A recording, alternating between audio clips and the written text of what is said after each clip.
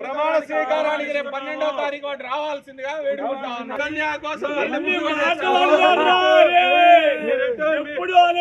ప్రపంచంలో ఎట్లాంటి మాటలు ఎక్కడ సుకన్య సంజయ్ రాంబాబు గంట అరగంట రాంబాబు సుకన్య సంజయ్ సుకన్య గాజులు తీసుకొని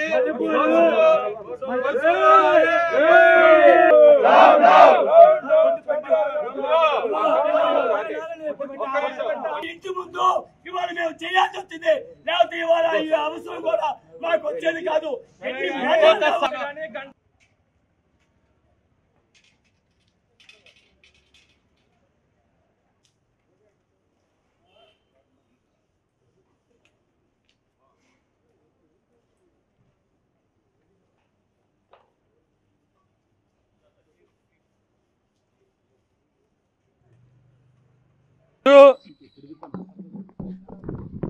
ఈరోజు అంబటి రాంబాబు అసెంబ్లీలో ఆంబో తరిసినట్టు మనందరం అరుపులు చూస్తూ ఉన్నాం. ఇవాళ ఒకటే మ్యాండేట్ ప్రజలు ఇచ్చారు. ఎక్కడ దిక్కు లేని స్థితిలో ఇవాళ గుంటూరు జిల్లాలో, ఉమ్మడి గుంటూరు జిల్లాలో పల్నాడులో అడుగుపెట్టని స్థితిలో ఇవాళ రాంబాబు, ఆంబోతు రాంబాబు ఉన్న సంగతి మనందరం చూసాం. అరే రాంబాబు, నీకొక్కటే చెబుతా ఉన్నాం, నువ్వు అసెంబ్లీలో మా అమ్మ లాంటి అమ్మని నువ్వు విమర్శించిన చరిత్ర మర్చిపోతావారా?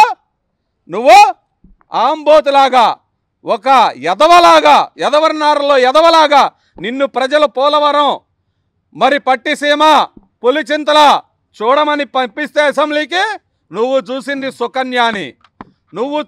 సుకన్యాని. గంట అరగంట అని చెప్పి ఆ సుకన్యాలతో ఆడుకోవటమే నీకు పట్టిన దరిద్రంరా. ఇవాళ నీ వైసీపీ ప్రభుత్వం కూడా గంట అరగంట కాలతో మునిగిపోయి ఇవాళ ఎలాంటి పరిస్థితులు ఉన్నాయో ఆంధ్రప్రదేశ్ రాష్ట్రంలో మనందరం చూసాం.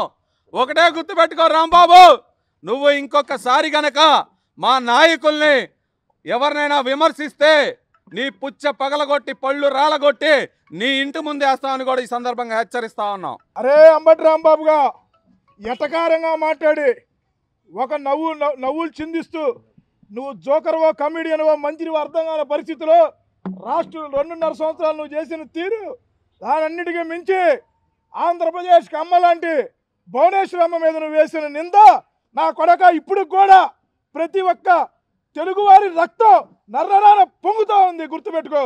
ఇంకొకసారి నువ్వు నీ పరిస్థితి మార్చుకోకుండా లోకేష్ గారిని కానీ, చంద్రబాబు నాయుడు గారిని కానీ, పవన్ కళ్యాణ్ గారిని కానీ, మా తెలుగుదేశం పార్టీ ఏ నాయకుడినైనా, ఏ కార్యకర్తనైనా విమర్శిస్తే నా కొడక గుడ్డ రోడ్డు తీసి నన్ను రోడ్డు మీద కొట్టుకుంటూ తీసుకుపోతా అని చెప్పి నీ ఇంటి ముందు నుంచి సవాల్ చేస్తున్నావు. గుర్తుపెట్టుకో రాంబాబు, ఏం చేశావు నువ్వు? 2.5 సంవత్సరాలు నువ్వు ఇరిగేషన్ మినిస్టర్గా ఉండి నువ్వు పోలవరం గురించి నీకు తెలుసా? పట్టిసీమ గురించి నీకు తెలుసా? నీకు తెలిసింది ఒకటే, ఈ వైసీపీ క్యాబినెట్లో తెలిసింది ఒకటే, సంజన, సుకన్య, అరగంట, గోరంట్ల మాధవ్, ఇవి మీరు చేసింది. ఇంకొక మంత్రి మీ వైఎస్ఆర్ కాంగ్రెస్ పార్టీకి రోజులు చెల్లించారు. మీ పాలన చూసి ప్రజలు 164 సీట్లతో తెలుగుదేశం పార్టీకి మ్యాండేట్ ఇచ్చారు. గుర్తుపెట్టుకోండి, మీరు ఎవరైనా సరే వైసీపీ నాయకులందరికీ ఒకటే వార్నింగ్ ఇస్తా ఉన్నాం, ఒళ్ళు దగ్గర పెట్టుకొని మాట్లాడండి నా కొడకల్లారా. గుర్తుపెట్టుకోండి, ఒక్కొక్కడిని ఎవరైనా ఎక్కువ తక్కువ మాట్లాడితే నడి రోడ్డు మీద బట్టలోడు తీసి కొట్టుకుంటూ తెచ్చిపోదని చెప్పి తెలియజేస్తా ఉన్నాం. ఒకటే గుర్తుపెట్టుకుంటే ఏదైనా ఉంటే రాజకీయంగా విమర్శలు చేయాలి, కానీ మీరు ఇట్లా వ్యక్తిగత విమర్శలు చేసి ప్రతి తెలుగు వాడి రక్తం మరిగేలా చేశారు. దానికి ప్రతిఫలం మొన్న చూశారు మీరు. గుర్తుపెట్టుకోండి, పరిస్థితులు ఇంకనైనా మార్చుకోకపోతే నా కొడకలారా మీరు రోడ్ల మీద రాలేదని చెప్పి తెలియజేస్తా ఉన్నాం.